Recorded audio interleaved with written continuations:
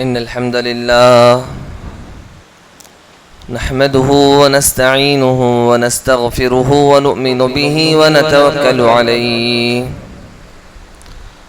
ونعوذ بالله من شرور أنفسنا ومن سيئات أعمالنا من يهده الله فلا مضل له ومن يضلل فلا هادي له وأشهد أن لا إله إلا الله وحده لا شريك له وأشهد أن محمدا عبده ورسوله أما بعد فإن خير الحديث كتاب الله وخير الهدى هدى محمد صلى الله عليه وسلم وشر الأمور محدثاتها وكل محدثة بدعة وكل بدعة ضلالة وكل ضلالة في النار. أعوذ بالله من الشيطان الرجيم. يا أيها الذين آمنوا اتقوا الله حق تقاته ولا تموتن إلا وأنتم مسلمون. بسم الله الرحمن الرحيم. يا أيها الناس اتقوا ربكم الذي خلقكم من نفس واحدة وخلق منها زوجها وبث منهما رجالا كثيرا ونساء واتقوا الله الذي تساءلون به والأرحام إن الله كان عليكم رقيبا. أعوذ بالله من الشيطان الرجيم. يا أيها الذين آمنوا اتقوا الله وقولوا قولا سديدا يصلح لكم أعمالكم ويغفر لكم ذنوبكم ومن يطع الله ورسوله فقد فاز فوزا عظيما.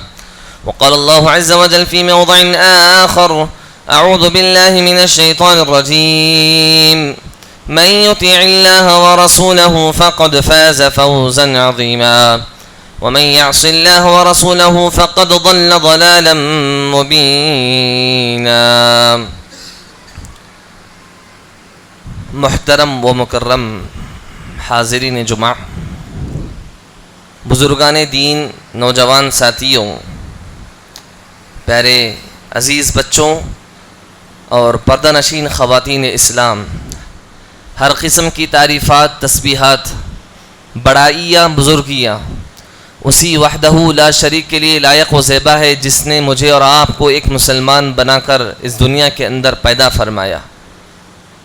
اس کا بے انتہا شکر ہے اس بات پر کہ وہ ہمیں پیدا کرنے کے بعد یوں ہی بیکار نہیں چھوڑ دیا، بلکہ ہماری ہدایت کے خاطر، ہماری رہنمائی کرنے کے لیے، ہمیں سچا اور سیدھا راستہ بتانے کے لیے اللہ تبارک و تعالیٰ نے ہمارے لیے انبیاء کا سلسلہ جاری رکھا.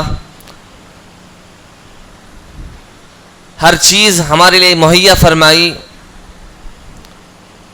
جتنا بھی اس کا شکر ادا کریں کم ہی ہے. سبحان اللہ و بحمدہ سبحان اللہ العظیم.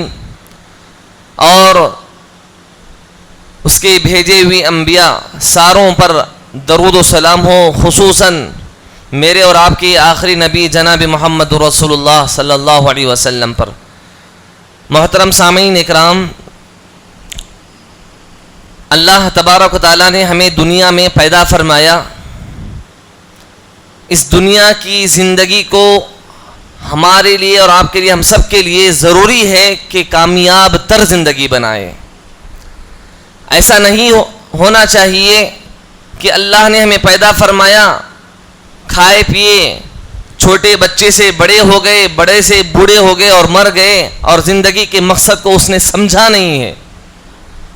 وہ آدمی بد نصیب ہے جس نے اللہ تبارک و تعالیٰ نے اس آدمی کو زندگی تو دیا، لیکن اس نے زندگی کو ضائع کر دیا، زندگی کو بیکار میں گزارا، اور اللہ تبارک و تعالیٰ کے مقصد کو اس نے سمجھا نہیں. وہ آدمی بہت بڑا بد نصیب انسان ہے. اللہ ہم سب کو اس میں سے نہ بنائے. ایک مسلمان، ایک اچھا مومن، سچا مومن اپنے زندگی کو ہمیشہ اللہ کے مقصد کو یاد رکھ کر بسر کرتا ہے. مومن انسان کبھی بھی زندگی کے مقصد کو بھولتا نہیں ہے. تو اللہ تبارک و تعالیٰ نے ہمیں زندگی دی ہے تو اس کا صحیح استعمال کیجئے. اور کامیابی اسی میں ہے کہ ہم اللہ اس کے رسول کی اطاعت و فرما برداری کرتے ہوئے شریعت کو مد نظر رکھتے ہوئے زندگی بسر کرے. اللہ تعالیٰ نے فرمایا من یطع اللہ ورسولہ فقد فاز فوزا عظیما, جس نے اللہ اور اس کے رسول صلی اللہ علیہ وسلم کی اطاعت کی یقیناً وہ بہت بڑا کامیاب انسان ہے. اور اس کے برعکس اللہ تبارک و تعالیٰ نے فرمایا وَمَن يَعْصِ اللَّهَ وَرَسُولَهُ فَقَدْ ضَلَّ ضَلَالًا مُبِينًا, جو شخص اللہ اور اس کے رسول صلی اللہ علیہ وسلم کی نافرمانی کرتے ہوئے, منمانی کرتے ہوئے, شریعت کو پسے پس ڈال کر شریعت سے مطلب اس کو نہ رکھتے ہوئے زندگی بسر کرتا ہے, شریعت سے اس کو لینا دینا نہیں ہے ایسے سوچ کر زندگی بسر کرتا ہے, اللہ تبارک و تعالیٰ نے ایسے لوگوں کے تعلق سے فرمایا فقد ضل ضلالا مبینا, وہ تو کھلی گمراہی میں مبتلا ہے, کھلی گمراہی میں مبتلا ہے. اللہ ہم سب کو اس سے محفوظ رکھے. یہ رہا دنیا کے حد تک. اللہ تبارک و تعالیٰ نے اس کے نتائج کے طور پر, اس کے بدلے کے طور پر قیامت کے دن ان لوگوں کا حشر کیا ہوگا جو شریعت کے فرما بردار تھے اور جو شریعت کے نافرمان تھے. اس کے بارے میں اللہ تبارک و تعالیٰ نے فرمایا سورۃ النساء کے اندر من یطع اللہ ورسولہ یدخلہ جنات تجری من تحتها الانہار خالدین فیہا ذلک الفوز العظیم. سبحان اللہ, کہ اللہ نے فرمایا جو شخص اللہ اور اس کے رسول صلی اللہ علیہ وسلم کی اطاعت و فرما برداری کرتے ہوئے زندگی بسر کرتا ہے, ان کو بدلے کے طور پر ہم اللہ تبارک و تعالی ہم سب کو, اگر ہم اطاعت و فرما برداری کرتے ہوئے زندگی بسر کر کے ہمارا انتقال ہو جائے, ایسے لوگوں کے بارے میں اللہ نے فرمایا, وعدہ فرمایا, ہم ایسے لوگوں کو جنت میں داخل فرمائیں گے. اور اس کے برعکس جو شخص اللہ اس کے رسول کی نافرمانی کرتے ہوئے زندگی بسر کرتا ہے وَمَن يَعْصِ اللَّهَ وَرَسُولَهُ وَيَتَعَدَّ حُدُودَهُ, شریعت کی پامالی کرتا ہے, شریعت سے اس کو لینا دینا نہیں ہے. حدیثوں میں کیا بیان کیا گیا ہے, اللہ کے احکامات کیا ہے, کن باتوں پر ہم کو عمل کرنا ہے, کن باتوں سے ہمیں رکنا ہے, کہاں ہم کو چلنا ہے, کہاں ہم کو بیٹھنا ہے, کن کے ساتھ ہماری گفتگو کیسے انداز سے بات کرنا ہے, جو بھی شریعت کے احکام ہیں, اگر وہ بندہ پسے پش ڈال دیا, اس سے اعراض کر لیا, اس سے مطلب نہ رکھا, اس کے بارے میں ٹینشن نہ لیا, تو اللہ نے ایسے لوگوں کے بارے میں فرمایا ہم ایسے لوگوں کو جہنم رسید فرمائیں گے جس میں وہ ہمیشہ ہمیشہ رہیں گے. اس سے بڑا ناکام انسان ہو ہی نہیں سکتا جس کی زندگی میں نہ کامیاب ہوا اور نہ آخرت اس کی کامیاب رہی. اور وہ بندہ یقین مانیے گا جو اللہ اس کے رسول کے احکامات کے خلاف کام کرتا ہے, اس کے بارے میں پرواہ نہیں کرتا, شریعت کے بارے میں پرواہ نہیں کرتا, تو یاد رکھنا وہ انسان دنیا کے اندر بھی ناکام ہوگا اور آخرت میں اس کی ناکامی تو ہے ہی ہے. محترم سامعین اکرام, اسلاف کے بارے میں آتا ہے کہ اگر ان کے دل میں کچھ برائی کے وسوسے آتے, دل گناہوں کی طرف میلان کرتا, تو کیا کرتے معلوم, جلتی ہوئی موم بتی کے اندر اپنی انگلیوں کو رکھ لیتے تھے اور اللہ سے کہتے اللہ ہمارے دل جو گناہ کی طرف میلان کر رہے ہیں, ہم اس لیے انگلیوں کو رکھ رہے ہیں, اللہ ہم اس دنیا کی آگ کو برداشت نہیں کر پا رہے ہیں, ہم گناہ کر کے تیری نافرمانی کر کے اس جہنم کی آگ کو کیسے برداشت کر سکیں گے. سبحان اللہ, یہ اسلاف کا طریقہ تھا, گناہوں سے اپنے آپ کو بچایا کرتے تھے اس طریقے سے. اور اسلاف کے بارے میں آتا ہے کہ گناہ کے اتنے خطرناک نتائج ہوتے ہیں کہ ایک انسان گناہ کرتا ہے تو اس کا نتیجہ اس کے بیوی پر, اس کے بچوں پر, اس کی سواری پر تک بھی اثر پڑتا ہے. یقین مانیے گا گناہ انسان کو ہر جگہ نقصان ہی نقصان پہنچاتے ہیں. نافرمانی, معصیتیں بندے کو ذلیل و رسوا کر دیتی ہے.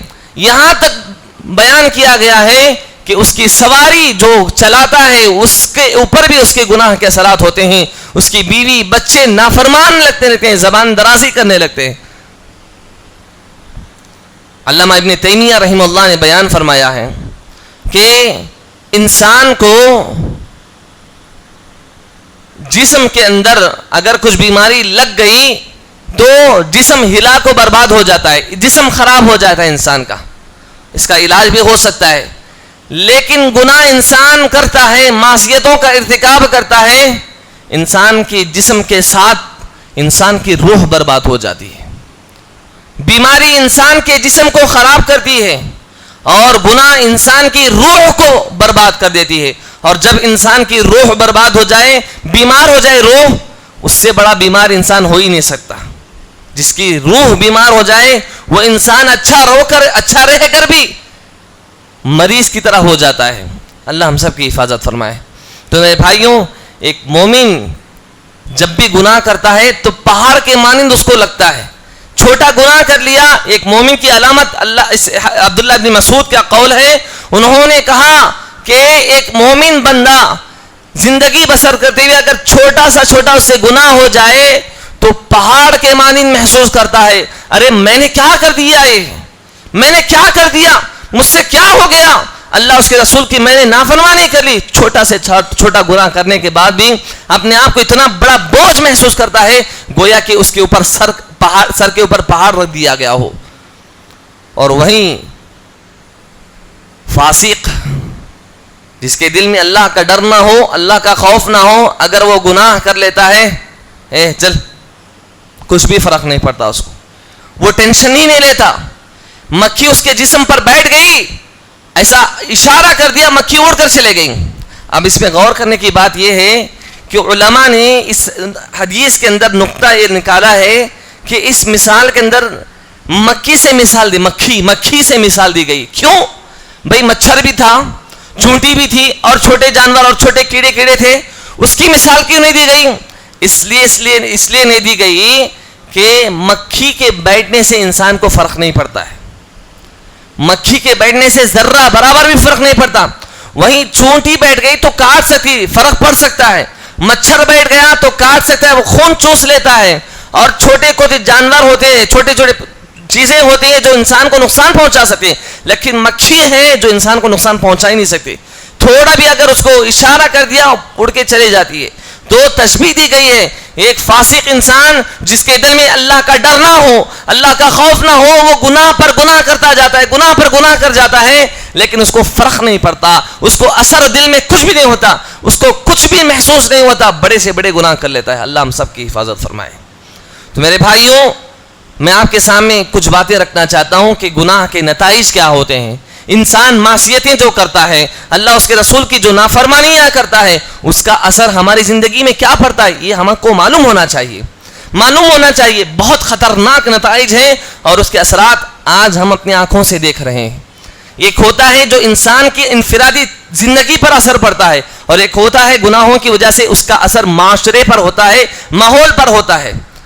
پہلی بات میں آپ کے سامنے انفرادی زندگی پر کیا اس کے اثرات ہوتے ہیں اس کو بیان کرنے کی کوشش کروں. سب سے پہلا اثر جو انسانی زندگی پر گناہوں کی وجہ سے پڑتا ہے, وہ انسان کا جو دل ہے نا, اللہ نے جو دل بنایا ہے وہ دل کالا ہو جاتا ہے اور زنگ لگ جاتا ہے اس میں. کب؟ حضرت ابو ہریرہ رضی اللہ تعالیٰ کا قول ہے, بیان کرتے ہیں کہ اللہ کے نبی صلی اللہ علیہ وسلم نے فرمایا, ان المؤمن اذا اذنب كانت نقطة سوداء في قلبه فإن تاب ونزع, کہ جب بندہ مومن, ایک مومن جب گناہ کر لیتا ہے تو اللہ اس کے دل میں کالا دھبا لگا دیتے ہیں, کالا ٹپکا لگا دیتے ہیں. اگر وہ توبہ کر لیتا ہے, اللہ سے معافی مانگ لیتا ہے, تو اس کالے دھبے کو اللہ تبارک و تعالی ختم کر دیتے ہیں. اگر وہ گناہ پر گناہ کرتا جائے, اس کو احساس نہ ہو, فکر نہ ہو, توبہ کرنے کی اس کو ٹینشن نہ ہو, گناہ پر گناہ کرتا جاتا ہے, تو کالے دھبے کو بڑھاتے اس کا سارا دل کالا کا کالا ہو جاتا ہے. اور اسی کو قرآن نے بیان فرمایا, کلا بل ران علی قلوبہم ما کانوا یکسبون, ان کے دل کیسے ہیں جن کے دلوں میں ان کے گناہوں کی وجہ سے زنگ لگ چکا ہے. اور جب دل انسان کے اندر زنگ لگ جاتا ہے, یقین مانیے گا اس کو اللہ کی سزا کے طور پر نہ حق کی تمیز کر پاتا ہے, نہ باطل کی تمیز کر پاتا ہے, نہ سچائی کی تمیز کر پاتا ہے, نہ جھوٹ کی تمیز کر پاتا ہے. کون سی چیز حق بیان کی جا رہی ہے, کون سی چیز جھوٹی ہے, کون سی حق والی ہے, کون سی باطل والی ہے, حق والا راستہ کون سا ہے, غلط راستے کون سا عقیدہ صحیح ہے, کون سا عقیدہ غلط ہے. یہ اللہ کی طرف سے سزا ہے ان لوگوں کے لیے جو گناہ پر گناہ کرتے جاتے ہیں. ان کو توبہ کرنے کی فکر نہیں ہوتی, توبہ کرنے کی توفیق اللہ دیتا بھی نہیں ہے. اللہ ہم سب کی حفاظت فرمائے. اسی طرح میرے بھائیوں, گناہوں کی وجہ سے اللہ تبارک و تعالیٰ اس کو دین کے علم سے محروم رکھتے ہیں. جو بندہ گناہ پر گناہ کرتا ہے احساس نہیں رکھتا, فکر نہیں رکھتا. صحابہ کے اندر جذبہ دیکھیے, سبحان اللہ, ان سے بھی کچھ خطائیں ہو جاتے تھے, لیکن خطا ہونے کے بعد جب تک اپنے آپ کو پاک نہ کر لیتے اس وقت تک وہ بے قرار رہتے, بے چین رہتے, ان کی زندگی اجاڑ جاتی جب تک وہ اللہ تبارک و تعالیٰ سے معافی نہ مانگ لیتے. اللہ کے نبی صلی اللہ علیہ وسلم کے پاس کئی ایسے قصے ہم کو ملتے ہیں پڑھنے سے کہ اللہ کے نبی صلی اللہ علیہ وسلم کے پاس کئی لوگ آئے, اللہ کے نبی سے مجھ سے گناہ ہو گیا, اللہ کے نبی سے مجھ سے فلاں گناہ ہو گیا, اللہ کے نبی سے پاک کر دیجئے. سبحان اللہ, اللہ کے نبی صلی اللہ علیہ وسلم بہت سارے لوگوں کو سزا کے طور پر, جب تک سزا نہیں دی وہ لوگ اپنے آپ میں بے چین رہے, اطمینان نہ رہا ان کے اندر. جب ان کو سزا ملی بہت اطمینان ملا ان کو. صحابہ کی زندگی کو پڑھ کے دیکھیے, سبحان اللہ. تو اللہ تبارک و تعالیٰ گنہگار بندوں کو علم سے محروم رکھتا ہے, شریعت کے علم سے. بہت سارے ہم بیانات سنتے ہوں گے, دروس اٹینڈ کرتے ہوں گے, بہت کچھ ہم سنتے ہوں گے, لیکن کیا بول رہے ہیں مول صاحب, بیان جیسے ہی ختم ہو گیا معلوم نہیں پڑ رہا کیا آج کا پیغام تھا, آج ہم کو کیا درس دیا گیا, کیا ہم کو شریعت کی باتیں بتائی گئی. جیسے ہی بیان ختم ہو گیا اپنی زندگی میں مصروف ہو گئے, بھلاوٹ کا شکار ہو گئے. نہیں معلوم جمعہ کا ٹاپک کیا تھا, نہیں معلوم, ٹاپک تو معلوم تھا پوسٹر کے ذریعے سے, لیکن اس میں باتیں کیا بتائے گی, سننے کے باوجود بھی انسان کے سارے ذہن سے باتیں ختم ہو جاتی ہیں. یاد رکھیے گا یہ اللہ کی طرف سے سزا ہے ان لوگوں کو جو بندہ گناہ پر گناہ کرتا جاتا ہے اور دل میں احساس نہیں رکھتا. امام مالک رحمہ اللہ کے بارے میں آتا ہے, وہ اپنے استاد سے شکایت کرتے ہیں کہ حفظ کی بلاوٹ کے بارے میں شکایت کرتے ہیں. تو امام شافعی رحمہ اللہ کے استاد کہتے ہیں, امام شافعی کے رحمہ اللہ کے استاد کہتے ہیں, فرشدنی الی ترک المعاصی, میں تجھے نصیحت کرتا ہوں کہ تو گناہ کو چھوڑ دے, گناہ کو چھوڑ دے. اس لیے کہ فإن العلم نور من الہی, اس لیے کہ یہ دین کا علم, یہ شریعت کا علم, یہ اللہ کا نور ہے. ونور اللہ لا یأتی لمعاصی, اور یہ اللہ کا علم گنہگاروں کو نصیب نہیں ہوتا, نافرمانوں کو نصیب نہیں ہوتا. تو جائزہ لینے کی ہم سب کو ضرورت ہے. اسی طرح میرے بھائیوں گناہ کا ایک نتیجہ یہ بھی ہوتا ہے کہ انسان کے اندر شرم و حیا کا خاتمہ ہو جاتا ہے. انسان کے اندر شرم و حیا باقی نہیں رہتی. اس کے گھر والے اس کے سامنے ٹی وی میں ناچ گانے دیکھتے ہوگے, اس کی بیٹی اسکرٹ پہن کر باہر نکلتی ہوگی, اس کی بیٹی پتہ نہیں بڑے بڑے جرائم میں مبتلا ہوگی, یا اس کے بیٹے جرائم میں مبتلا ہوں گے. باپ کو علم ہونے کے باوجود بھی لائٹ لے لیتا ہے. مسئلہ کیا, دنیا ترقی کرتے جا رہی ہے نا, ٹیکنالوجی کا زمانہ ہے. اللہ تبارک و تعالیٰ جب بندہ گناہ پر گناہ کرتا جاتا ہے, سزا کے طور پر اللہ اس کے دل میں سے شرم و حیا کا خاتمہ کر دیتا ہے. اپنے بچوں کو سامنے ناچ گانے دیکھنے کے باوجود بھی وہ اپنے آپ کے لیے برداشت کر لیتا ہے. اس کی بیٹی گناہ میں مبتلا ہونے کے باوجود بھی, اس کو علم ہونے کے باوجود بھی وہ اپنے آپ کو صبر کا مادہ رکھ لیتا ہے. یہ اللہ کے نبی علیہ الصلوۃ والسلام نے فرمایا, اذا لم تستحی فاصنع ما شئت, ارے جب تم بے شرم ہو جاؤ, بے حیا ہو جاؤ, چاہو جو چاہے کر لینا ہے کر لو, آپ لوگوں کو جو کرنا ہے کر لو. اللہ کے نبی علیہ السلام کی حدیث ہے کہ جب بندہ بے شرم ہو جاتا ہے, چلو جو چاہے کر لینا ہے کر لو. اللہ اکبر. اسی طرح میرے بھائیوں گناہوں کا نتیجوں میں سے ایک نتیجہ یہ بھی ہوتا ہے کہ اللہ تبارک و تعالیٰ رزق کو روک لیتا ہے. کمائی میں برکت نہیں ہوتی. بہت کماتا ہوگا, لاکھوں روپے کماتا ہوگا, بہت بڑا بزنس ہے, لیکن اللہ برکتوں کا خاتمہ کر دیتا ہے. برکت اس کی زندگی سے چلی جاتی ہے, اور جس کی زندگی میں برکت ہوتی ہے نا وہ چند پیسوں کے ذریعے سے بھی بہت خوشحال زندگی گزارتا ہے.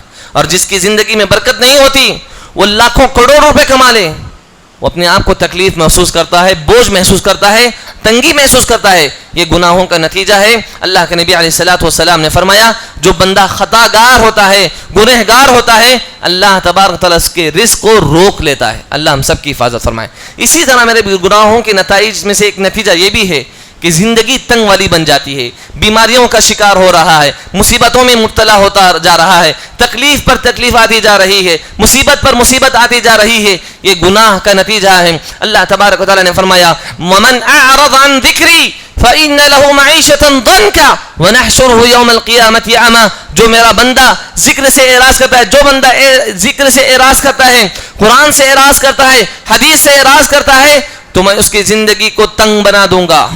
اس کی زندگی میں مصیبتیں، آفتیں، تکلیفیں آئیں گی. اور اتنا ہی نہیں، جب قیامت میں اس کو اٹھایا جائے گا تو اندھا اٹھا کر پیدا کرے گا. وہ بندہ کہے گا اللہ میں تو دنیا میں دیکھا کرتا تھا، تو نے مجھے آنکھ دی تھی، بینائی دی تھی، لیکن تو نے مجھے اندھا اٹھا کر پیدا کیوں کیا؟ اللہ کہے گا بندے دنیا میں تو زندگی بسر کرتا تھا، تو میری نشانیوں کو دیکھتا تھا، تیرے سامنے مواعظ حسنہ بیان کی جاتی تھی، لیکن تو اندھا بن کر زندگی بسر کرتا تھا. آج میں تجھے اندھا اٹھا کر پیدا کیا ہوں. اس لیے تو معلوم یہ ہوا کہ گناہ کی وجہ سے انسان کی زندگی میں دراڑیں آتی ہیں، مصیبتیں آتی ہیں، تکلیفیں آتی ہیں، اور انسان کی زندگی تنگ بن جاتی ہے. اسی طرح میرے بھائیوں، گناہ کی وجہ سے موجودہ جو نعمت ہوتی ہے اللہ کی طرف سے، گناہ کی وجہ سے، معصیتوں کی وجہ سے اللہ تبارک و تعالی نعمت کو چھین لیتا ہے. نعمت ہم سے چھن جاتی ہے، چاہے وہ شکل و صورت کی نعمت ہو، یا مالداری کی نعمت ہو، یا تعلقات کی نعمت ہو، یا کوئی اور نعمت ہو. دنیا کی کوئی بھی نعمت اللہ تعالی ہم سب کو دیا ہے. سبحان اللہ. اگر ہم خطا کار ہوں گے، گنہگار ہوں گے، معصیتوں کے مرتکب ہوں گے، تو ہمارے گناہوں کی وجہ سے اللہ تبارک و تعالی موجودہ جو نعمت ہوتی ہے گناہوں کی وجہ سے اللہ چھین لیتا ہے. اللہ تبارک و تعالی نے فرمایا وَقُلْنَا يَا آدَمُ اسْكُنْ أَنْتَ وَزَوْجُكَ الْجَنَّةَ وَكُلَا مِنْهَا رَغَدًا حَيْثُ شِئْتُمَا وَلَا تَقْرَبَا هَذِهِ الشَّجَرَةَ فَتَكُونَا مِنَ الظَّالِمِينَ. آدم علیہ السلام کو اللہ نے کہا کہ اے آدم تم زندگی بسر کرو، جنت میں رہو، اپنی بیوی کے ساتھ کھاؤ پیو مزے کرو، لیکن ایک درخت ہے اس کے قریب نہ جاؤ، ایک درخت کے قریب نہ جاؤ. شیطان نے ورغلایا، شیطان نے پھنسایا، اور آدم علیہ السلام سے خطا ہو گئی، اس درخت کے قریب چلے گئے. تو اللہ تبارک و تعالیٰ نے جو نعمت سے نوازا تھا، جنت جیسی عظیم نعمت سے نوازا تھا، اس چھوٹی سی غلطی کی وجہ سے، اس غلطی کی وجہ سے اللہ تبارک و تعالیٰ نے جنت سے نکال کر اللہ تعالیٰ نے دنیا میں بھیج دیا. معلوم یہ ہوا جو بندہ نافرمان ہوتا ہے، معصیتوں کا مرتکب ہوتا ہے، اللہ تبارک و تعالیٰ سزا کے طور پر موجودہ جو نعمت ہوتی ہے بندے کے پاس، چاہے کسی بھی شکل میں ہو، اللہ تبارک و تعالیٰ اس کو چھین لیتا ہے. چاہے وہ عزت کی شکل میں ہو، یا مال کی شکل میں ہو، یا تعلقات کی شکل میں ہو، یا عہدے کی شکل میں ہو، یا کوئی بھی شکل میں ہو، اللہ تبارک و تعالیٰ معصیتوں کی وجہ سے اللہ تعالیٰ عزت کو چھین لیتا ہے، یعنی اس نعمت کو چھین لیتا ہے. اسی طرح میرے بھائیوں، گناہوں کی وجہ سے اللہ تبارک و تعالیٰ ہمارے اندر ایک نور فراست دیتا ہے، نور بصیرت اللہ تعالیٰ ہم سب کو عطا کرتا ہے. گناہ کی وجہ سے وہ نور بصیرت بھی اللہ تعالیٰ ختم کر دیتا ہے. صلاحیتیں انسان کے اندر ہوتی ہے کہ کون سی چیز اچھی ہے، کون سی چیز بری ہے، کس چیز کو ہم کو کرنا چاہیے، کون سی چیز ہم کو نہیں کرنا چاہیے. اللہ تعالیٰ ایک دماغ میں پاور دیتا ہے. اگر ہم گناہ کرتے جائیں گے نا، اللہ تبارک و تعالیٰ اس پاور کو ختم کر دیتا ہے، صلاحیتیں ہمارے ختم ہو جاتی ہیں. ایک قوم کے بارے میں آیا کہ اتنی بدتر سے بدتر قوم لوط بہت بڑے جرائم میں مبتلا تھی. سب سے بڑا گناہ ان کا یہ تھا کہ وہ شرک میں مبتلا تھے، اللہ کے ساتھ شرک کرتے تھے، اور دوسرا ہوم سیکس میں مبتلا تھے، ہم جنس پرستی میں مبتلا تھے. اپنی شہوت کو، عورتوں کو چھوڑ کر مردوں سے وہ اپنی شہوت کو پورا کرتے تھے. قرآن کہتا ہے اتنی بے حیا قوم تھی، اتنی گندی قوم تھی کہ بھری مجلسوں کے اندر، بھری محفلوں میں اس گناہ کا مرتکب ہو جاتی تھی، گناہ کا ارتکاب کر لیتی تھی. اتنی بے شرم قوم تھی. اللہ تبارک و تعالیٰ نے فرمایا وَتَأْتُونَ فِي نَادِكُمُ الْمُنْكَرَ، اپنی مجلسوں میں تو اس سے بچنے کی کوشش کرو. ان کے نبی نے کہا اپنی بھری مجلسوں میں تو اس سے بچنے کی کوشش کرو. وَتَأْتُونَ فِي نَادِكُمُ الْمُنْكَرَ، کہ ایسی بے حیا قوم کہ یہ انسان اللہ کے قانون سے بغاوت کر کے اتنے سرکش بن گئی تھی. اللہ تبارک و تعالیٰ نے سزا کے طور پر زمین اٹھائی اور الٹا ان کو دھسا دیا تھا. تو اللہ نے، یقین مانیے گا، جب انسان بے حیا ہو جاتا ہے، بے شرم ہو جاتا ہے، گناہ کا عادی بن جاتا ہے، تو اللہ تبارک و تعالیٰ نے فرمایا کہ بندہ جب گناہ کا عادی ہو جائے ایک انسان تو جانور سے بھی بدتر ہو جاتا ہے, جانور سے بھی بدتر ہو جاتا ہے. اللہ تعالیٰ نے فرمایا اسی بات کو نقل کرتے ہوئے لہم قلوب لا یفقہون بہا, یہ جب انسان سرکش ہو جاتا ہے, انسان کے اندر بزدلی آ جاتی ہے, یہ جب بے شرم ہو جاتا ہے, ان کے دل ہوتے ہیں لیکن سمجھتے نہیں ہیں. وَلَهُمْ أَعْيُنٌ لَا يُبْصِرُونَ بِهَا, ارے ان کی آنکھیں ہوتی ہیں مگر دیکھنے کو تیار نہیں ہوتی. وَلَهُمْ آذَانٌ لَا يَسْمَعُونَ بِهَا, ان کے کان ہوتے ہیں مگر حق بات سننے کو تیار نہیں ہوتے.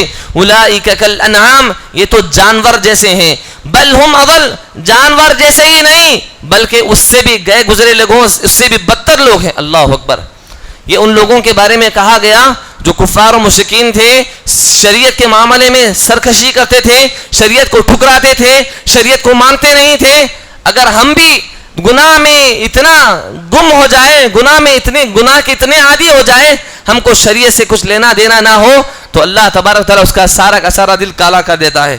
اسی طرح میرے بھائیوں, گناہ کی وجہ سے لذت بندگی ختم ہو جاتی ہے.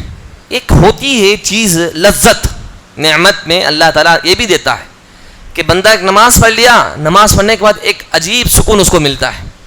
کسی کو صدقہ کر لیا, ایک عجیب سکون اس کو ملتا ہے. ہر نیکی میں اللہ تبارک و تعالیٰ لذت دیتا ہے, لذت, مزہ دیتا ہے, اس کو ایک عجیب قسم کا اطمینان دیتا ہے.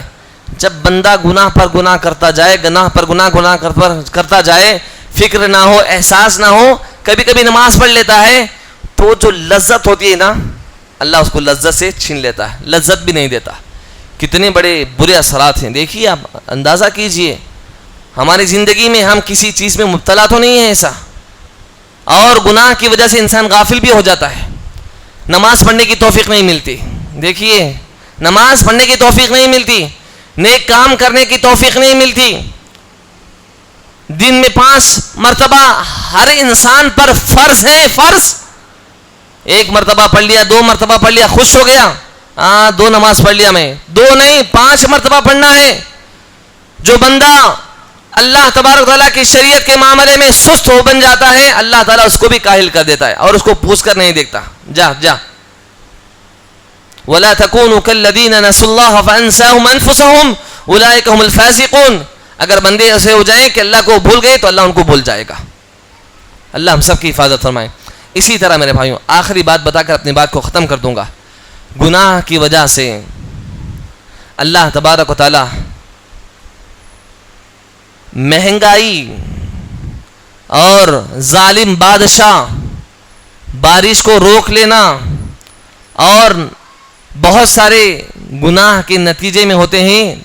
جو جب انسان گناہ میں مبتلا ہوتا ہے, جب معاشرہ گناہ میں مبتلا ہو جاتا ہے, اور جب معاشرے میں گناہ عام ہو جائے, کھلم کھلا برائی کرنے لگے, تو بیماریاں وجود میں آتی ہیں جو کبھی ہم نے سنا بھی نہیں تھا, کبھی ہم نے سوچا بھی نہیں تھا, اور کبھی ہم نے دیکھا بھی نہیں تھے. ایسے بیماریاں عروج میں آتی ہیں. اللہ کے نبی علیہ الصلوۃ والسلام نے فرمایا کہ جب بندہ مومن, جب معاشرے میں گناہ عام ہو جاتے ہیں, کسی کو ٹینشن نہیں ہوتی, سارا معاشرہ گناہ میں مبتلا ہے, معصیتوں میں مبتلا ہے, ٹینشن نہیں ہے, کوئی تبلیغ کرنے والا بھی نہیں ہے, کوئی بتانے والا بھی نہیں ہے. جتنے اچھے لوگ ہیں, نیک لوگ ہیں, اپنی زندگی میں مگن ہیں, اپنی زندگی میں مست ہے ایک دم, ان کو کوئی ٹینشن نہیں ہے کہ فلاں میرا بھائی گناہ میں مبتلا ہے, فلاں میرا گھر وہ گناہ میں مبتلا ہے, ٹینشن نہیں ہے. تو ایسے نتیجے میں کیا ہوتا ہے معلوم؟ اللہ کے نبی علیہ الصلوۃ والسلام نے فرمایا کہ معاشرے میں ایسا ہو جائے, کھلم کھلا لوگ برائی کرنے لگے, ایسے بیماریاں آئیں گی جو تم نے کبھی دیکھا بھی نہیں تھا, کبھی سنا بھی نہیں تھا. اور جب ہمارے معاشرے کے نیک لوگ خاموش ہو جائیں, اب دوسروں کی فکر نہ کریں, جب اللہ کی پکڑ آتی ہے تو اللہ کی پکڑ میں جب وہ ہاتھ اٹھا کر دعا مانگے, اللہ ہم کو اس سے محفوظ عطا کر, اللہ ہم کو اس سے بچا لے, اللہ ایسے لوگوں کی بھی دعا کو قبول نہیں کرے گا.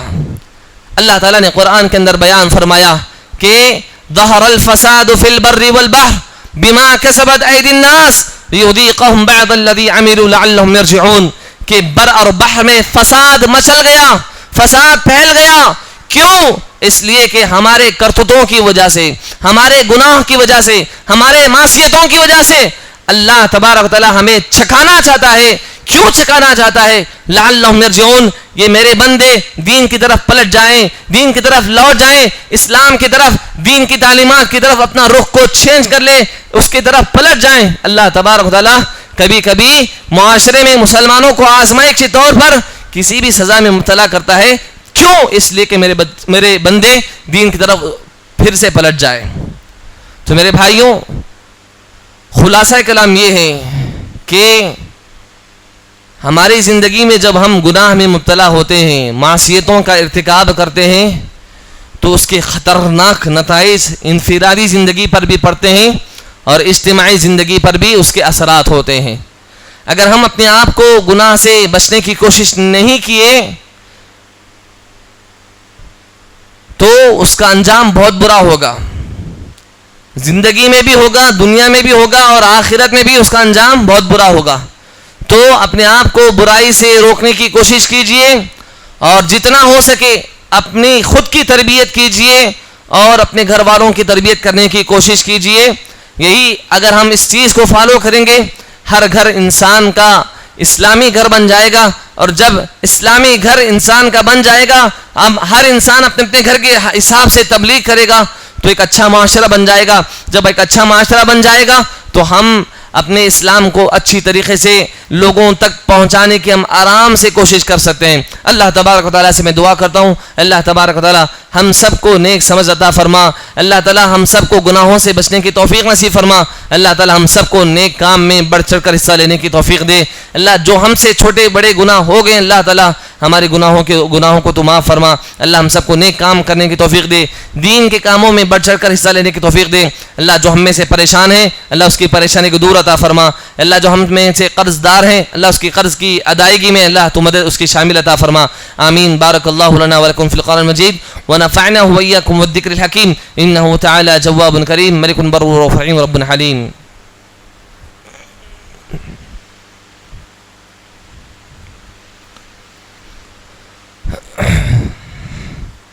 إن الحمد لله نحمده ونستعينه ونستغفره ونؤمن به ونتوكل عليه ونعوذ بالله من شرور أنفسنا ومن سيئات أعمالنا من يهده الله فلا مضل له ومن يضلل فلا هادي له وأشهد أن لا إله إلا الله وحده لا شريك له وأشهد أن محمدا عبده ورسوله أما بعد أعوذ بالله من الشيطان الرجيم إن الله وملائكته يصلون على النبي يا أيها الذين آمنوا صلوا عليه وسلموا تسليما اللهم صل على محمد وعلى آل محمد كما صليت على إبراهيم وعلى آل إبراهيم إنك حميد مجيد اللهم بارك على محمد وعلى آل محمد كما باركت على إبراهيم وعلى آل إبراهيم إنك حميد مجيد إن الله يأمر بالعدل والإحسان وإيتاء ذي القربى وينهى عن الفحشاء والمنكر والبغي يعظكم لعلكم تذكرون اذكروا الله يذكركم وادعوه يستجب لكم ولذكر الله تعالى على وأولى وسوء وأكبر والله يعلم ما تصنعون